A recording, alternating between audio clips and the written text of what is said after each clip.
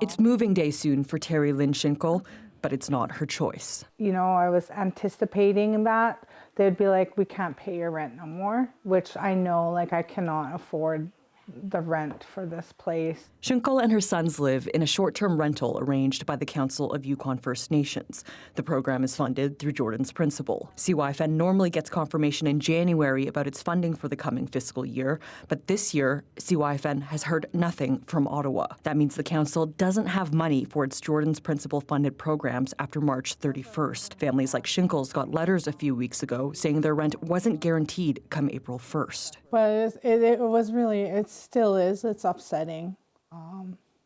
You know, change is always hard, and we're having to, you know, move most of our stuff here back in storage. Housing isn't the only CYFN program affected. The council has also had to cut grocery and clothing allowances for families that are also funded through Jordan's Principle. Having to send letters to our families that we work with that we're no longer able to support them in certain areas has been extremely frustrating, and you know, is just another one of the systemic issues that First Nations and Yukon First Nations families and children have to face. Chambers says CYFN is helping families find other places to live. Options include the council's new Family Preservation Wellness Center. But Schinkel says she doesn't know what's next yet for her. Complicating things is the fact that she has a dog. Schinkel says he's her son's emotional support pet and part of the family, but many rentals don't allow animals. Schinkel says she's trying to stay positive.